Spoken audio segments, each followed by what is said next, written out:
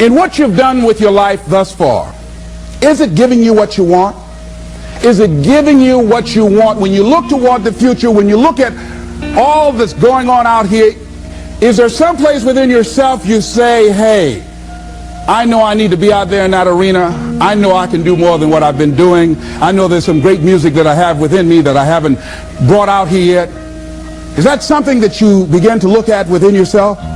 See, I say if you look at your life, and if you're not getting what you want, you owe it to yourself to do something differently. If you're on a job, 85% they say of Americans go to jobs that they're unhappy.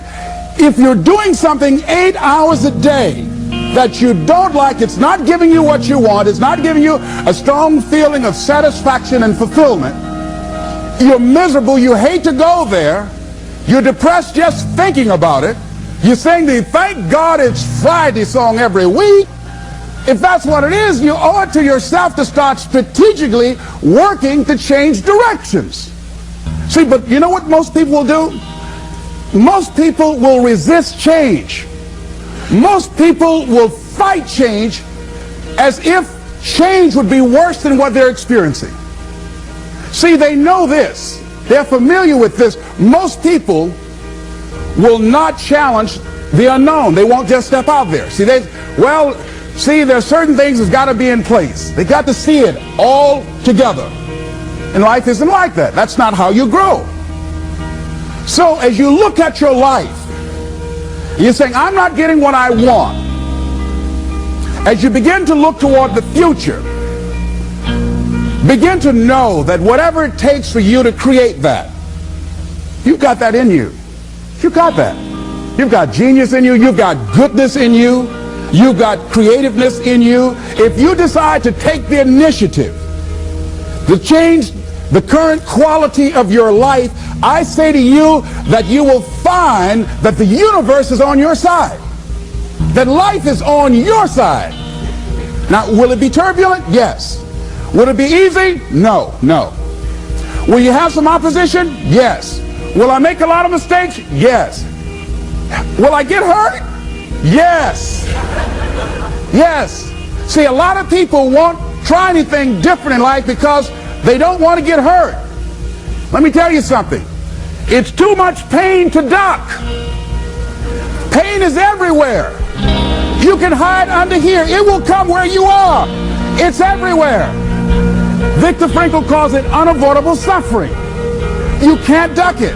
But most people spend their life not wanting to deal with the pain of rejection, the pain of defeat, the pain of being disappointed, the pain of losing, the pain of failure, the pain of being criticized, the pain of not being liked, the pain. That's called life. Life is full of pain. It's everywhere. But guess what?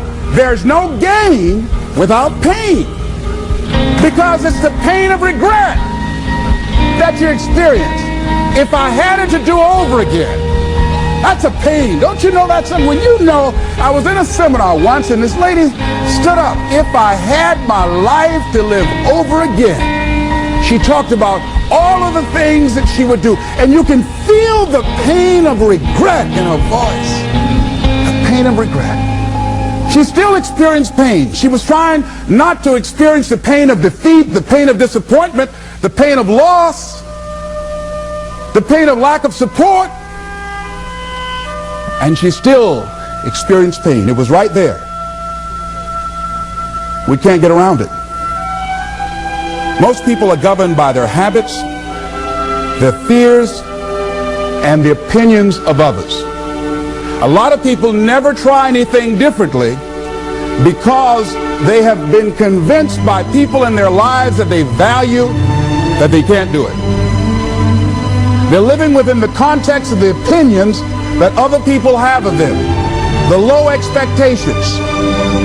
Many people doubt themselves because when they thought about doing something at some critical point in their lives, somebody they respected and honored, somebody they believed in, somebody that they loved, someone they trusted said, you can't do that. And they accepted that. As you look at your life, ask yourself the question, What would your life be like? What would your life look like if you decided not to care what people thought of you? What would your life be like if you decided to give up some of your fears? What would your life be like if you decided to become courageous? What would your life be like? If you decided to act on your dream, if you did what you felt in your heart. You know what courageous means? Tom Ruskin and Randy Reed said. They said that courage comes from a French word which means of the heart. But how does it feel to you? He says it's courage, you know, it takes courage to live. Says most people go through life not allowing themselves to step out because they don't want to let go. They don't want to be blown around. They don't want to be moved. The courage to face life's whirling wind of contradictions. The courage to love yourself. The courage to love. For years, I was afraid to love. The courage to take a chance. The courage to be who you are. He says courage isn't for somebody else, for medals, applause, or moral debts. Courage is what at that moment feels most right for you. Not just situational ethics, but what feels right in your heart. The word of the heart. What feels right in your heart. One great philosopher says, cowards die many times before their deaths. The valiant never taste of death but once. What does that mean? That valiant people aren't afraid? No, no, no. It means that they experience that fear and they move forward. They move forward anyhow. Many people are dead now. Many people are allowing their dreams to die. Many people are allowing the ideas to lie dormant and collect dust. Many people have all this talent and ability that they are allowing to be buried inside of them, that they will take with them to their graves because they didn't have the courage to be who they are. And I say, as you begin to look toward the future and manifesting your greatness, it's going to take everything in you, that your life deserves the concentrated effort to begin to look at how is it that I can express more of me? How is it that I can bring my ideas out here now? How is it? And start living with a sense of urgency, because you're here today, you're gone today. Life is unpredictable. It's uncertain. There are no guarantees. No guarantees out here at all. So holding back, what are you waiting on? Ask yourself, what's the benefit of your waiting? What's the benefit of your not living your dream? What's the benefit of not listening to yourself? Oh, please, listen to yourself. You know the feelings. If you start listening to the feelings in your heart, and I'm doing it now more every day, I find that my feelings, I can trust them. And I say to you that as you look toward the future, you look at life on a daily basis, if there's something that you have been given, if you've heard something within yourself that you know that what you're doing now doesn't fit for you, it doesn't work for you, it's not giving you what you want, and there's something else that you want to do, don't allow that inner doubt in you to talk you out of it, to build a case on why you can't have it, to tell you why you're not good enough.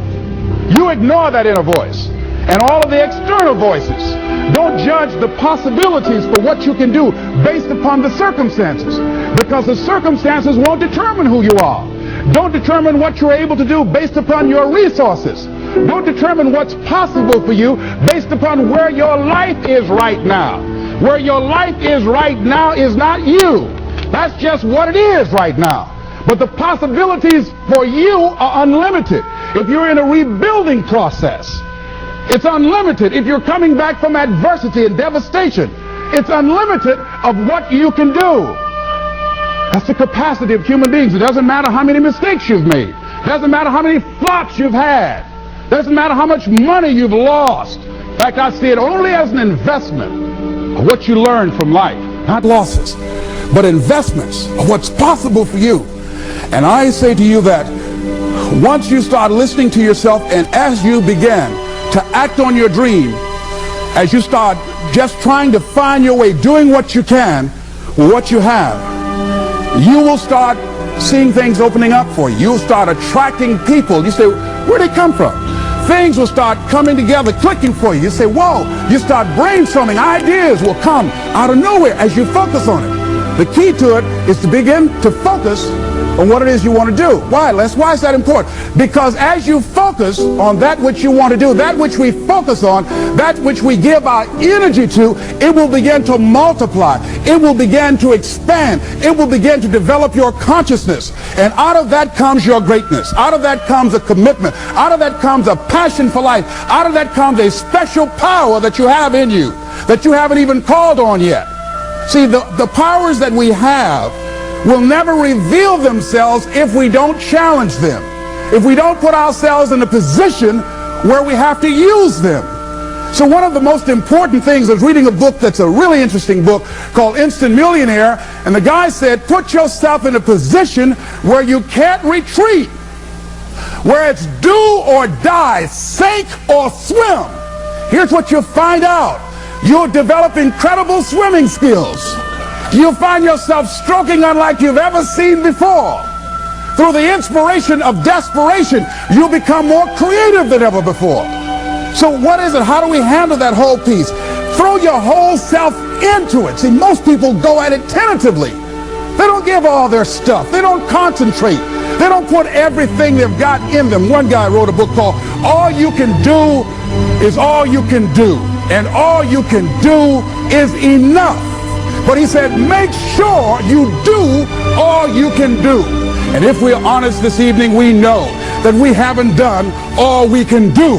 So as we look at the future, we can decide that from this day forward, as I look at my personal relationships, if I look at my professional relationships, if I look at my family relationships, if I look at all the dimensions of my life, looking at myself mentally, emotionally, and spiritually, I'm going to do all I can do to develop me, to bring my talent out here, to make a contribution to life.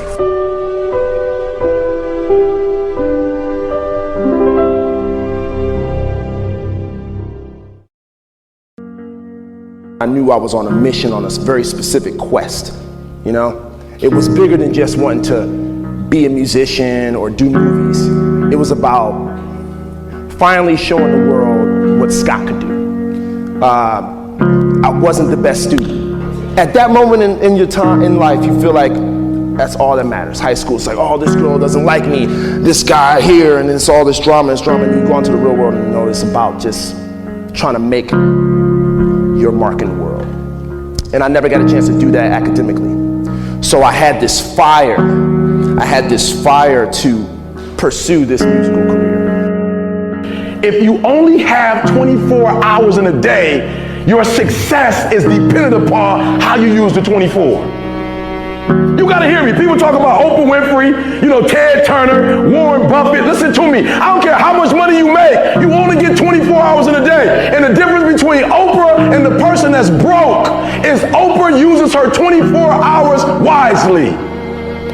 That's it. Listen to me. That's it. You get 24. I don't care if you broke, you grew up broke. I don't care if you grew up rich. I don't care if you're in college, you're not in college. You only get 24 hours. And I blew up literally. I went from being a high school dropout to selling 6,000 books in less than 6 months. What happened? In my 24 hours. I was like, okay, Eric, you got to get a grip on your 24 hours because you're about to be broke for the rest of your life. And that's all I need you to do for me. I can tell you all about your life if you just write down your 24-hour schedule for me. You let me look at it. I can tell you where you're going to be in 5 years. I can tell you where you're going to be in 10 years. I can tell you where you're going to be in 20 years if you keep that schedule. Some of you are doing okay, as you say, but want to go to the next level. But none of you are going to reach the next level unless you are committed every day to be better than yesterday. I know none of you are happy with average. Average is not for you, and average will not be you.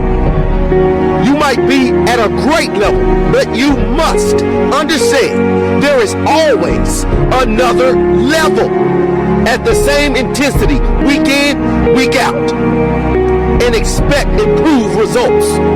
The world doesn't work like that. You give more and you get more. You must understand that despite perceived limitations, if you push yourself, you can always raise the bar in your life. have to always raise the bar.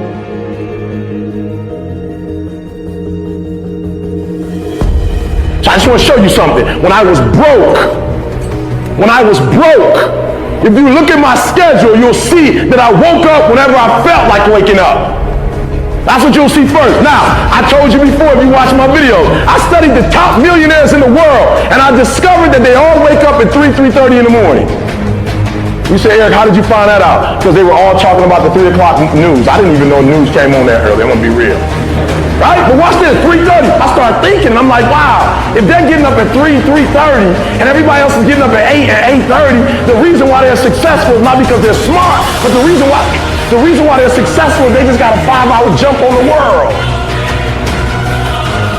So I started first at 7 o'clock, and then I played a trick on life. I started getting up at 7 o'clock in the morning, and then you know how the time changes? Well, I pretend like it was still the same time when it went back. And I started getting up at 6. And then the year after that, when the time went back again, I just pretend like it was the same time, and I started getting up at 5. And then the next year, I started getting up at 4, and now I get up at 3. And I'm gonna be honest with you, I've been getting up at 3 for 6 months, and it's getting bad now. Sometimes I'm getting up at 2:15, sometimes 1:45, and I'm starting to see everything in my life change. Why? Because I'm putting more time in, and guess what? If you get up at 2 and put in work, if you finish, you can take a nap.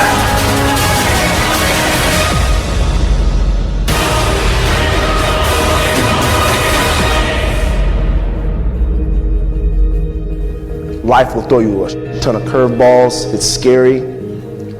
But like, if you believe, man, you know, if you believe, and if you want it, and if you want to work hard enough for it, it can be so. There will never be a point in your life where it's the right time to do a great thing. If you're waiting for that perfect moment, that perfect timing, it's not going to happen. You know what you have to do? You have to create the perfect time and the perfect opportunity and the perfect situation. So that a lot of people become comfortable. They stop growing. They stop wanting anything. They become satisfied. People getting ready to go to jobs that they don't like. Jobs that are making them sick. You see, when you're not pursuing your goal, you are literally committing spiritual suicide. When you have some goal out here that you're stretching for and reaching for that takes you out of your comfort zone, you'll find out some talents and abilities you have that you didn't know you have. When the messenger of misery visits you, what are you going to do? What will keep you in the game? There are things that you think you'll never need to know, that you may only need to know one time in your life, but that could save your life because you had that knowledge. Unless you attempt to do something beyond that which you've already mastered, you will never grow. What is it that you looked at some point in time and you decided that you couldn't do it, that you talked yourself out of it? If you're waiting on your next door neighbor to make it happen for you, it may not happen. If you're waiting on your mother or your father, they may be so ancient in their thinking that they don't understand this opportunity that you have. And if you're waiting on them, it may never get done. You don't beg average people to be phenomenal. You don't beg good people to be phenomenal. You just are phenomenal, and you will attract phenomenal. What reason can you remember that you can call on, that you can reach on, that can make you get back up? Find that reason. If you're not where you are, if you're not where you want to be, if you don't have what you want to have, if you're not where you think you should be at this particular place, it has nothing to do with the system, but it has everything to do with the fact that you're not making the sacrifice. I want you to make that dream become a reality, because if you don't, you will be working for somebody else to make their dreams become a reality. Everybody is against you or don't believe in you no more. And let me tell you something, that's a lonely feeling. It's a lonely feeling, particularly people that you're doing it for. Most people take their greatness, take their ideas to the graveyard with them.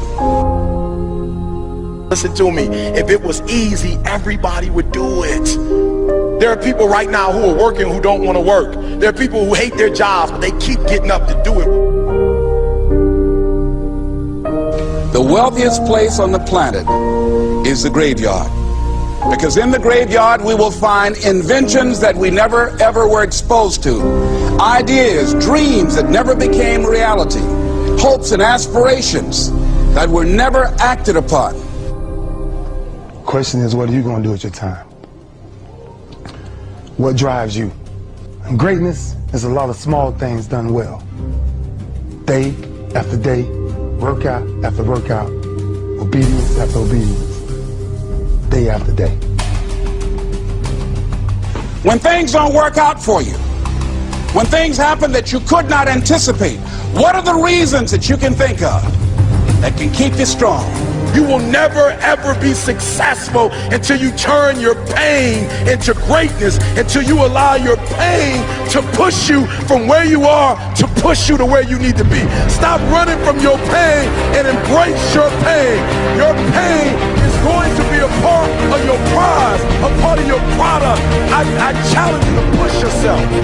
See, it's easy to be on the bottom. It doesn't take any effort to be a loser. It doesn't take any motivation, any drive in order to stay down there on a low level. But it calls on everything in you. You have to harness your will to say, I'm going to challenge myself. I mean that what you did last week don't count. Today is the only important day. There are 86,400 seconds in a day, and how you use those are critical. You got 86,400 today, and what you do today is going to cement who you are. Nobody's going to talk about what you did last week.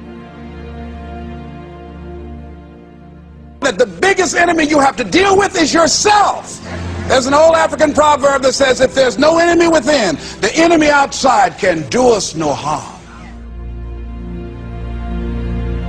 You have this opportunity of a lifetime. It means absolutely nothing if you don't take advantage of it in the lifetime of this opportunity. I got a saying that when life knocks you down, try and land on your back, because if you can look up, you can get up. If you want a thing bad enough to go out and fight for it, to work day and night for it, to give up your time, your peace, and your sleep for it, if all that you dream and scheme is about it, and life seems useless and worthless without it. See, it's time now. If you want to make this your decade, you've got to start saying yes to your life. You've got to start saying yes to your dreams, yes to your unfolding future, yes to your potential, as opposed to saying no. When you die, die on E. Leave no dream left behind, guys. Leave no opportunity left behind.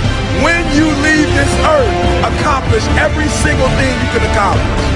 Listen to me, you're going to be here one day, but you'll never get here if you give up, if you give in, if you quit. And finally, guys, you got to want to succeed as bad as you want to breathe.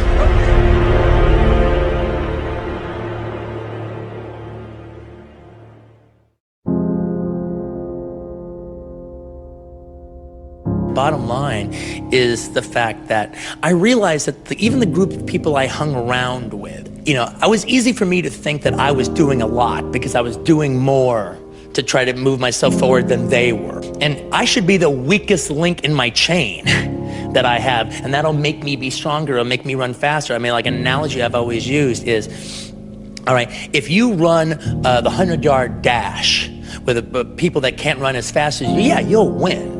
Hands down, you know that. But if you run with people much faster than you, all right, yeah, you might come in last every single time, but your time will be better because they're making you run all the faster. They're making you dig down just a little bit more. It doesn't matter that you won, your time is faster. My dreams don't live down there. That's what my granddad used to tell me. When I used to walk in them projects, I look down, I see crack needles. I see bullets. I see blood stains. But when I looked in the sky, I saw my dreams. I saw my opportunity. When I would go to school, they would tell me I was too dumb. They told me I'd be like my father, like my family. Selling dope, going to the penitentiary, never seeing what the real world would be. See, I was a kid, couldn't read till it was 16, but my dream was bigger than my reality. I'm telling you, young king, keep fighting because your life depends on it. Just like when you get hit with that bullet and your boy is telling you don't stop breathing, don't stop fighting. You still got life to live. Because if you lay there in your pool of blood, you're gonna die there. Young king, learn how to fight for your purpose and not the money. You got to have a vision for what it is you really, truly want. A vision is about what you're here to create. A vision that really works is one that excites you. It has to be a compelling vision. It's got to have something that has the power to pull you, not something you have to push yourself to do. Those are two different kinds of motivation. Push requires willpower, and willpower never lasts. What will last is pull. Having something so exciting, so attractive, something you desire so much that you have a hard time going to sleep at night and you get so up early in the morning to rock it and take it to the next level. Do you know what it takes to be great? Are you willing to go that extra mile? A grinder wakes up early. He stays up late.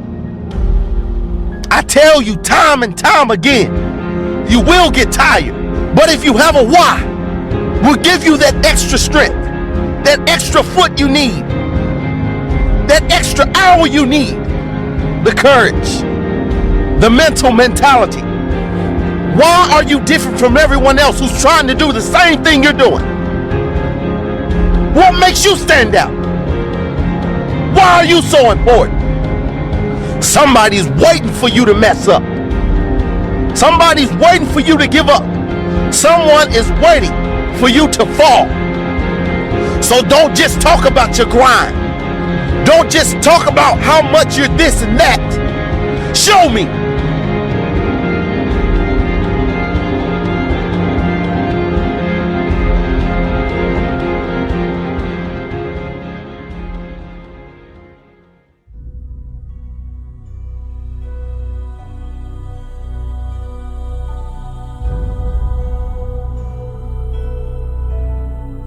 Now, what do you do during the hard times, Les? Here's what you must do. Number one is you must have faith. Paul said you must have the faith to call forth those things that be not as though they were. Judge not according to appearances. Don't judge your circumstances and the possibilities for your future based upon what you have now and because of what's going on now. No. That's not the real reality there. What you're going through, if you're going through some hard times, it has not come to stay, it has come to pass. No matter how bad it is or how bad it gets, I'm going to make it. As I used to say to myself, when I would get up in the Penobscot building and I had to go into the bathroom and bathe in the bathroom sink, I had written on the mirror that I put up, just pasted up and I read, no matter how bad it is or how bad it gets, I'm going to make it. So you got to have faith, you talk to yourself, you say that affirmation. The next step is you must have patience and engage in consistent action. Get back up. Some things you can't change. You just have to live with. But if you do have a choice, make the right choice. When it hurts, keep going.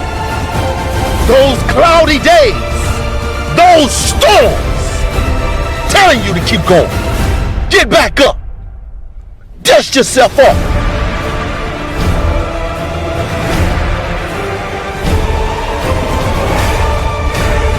When you wake up every morning, what drives you?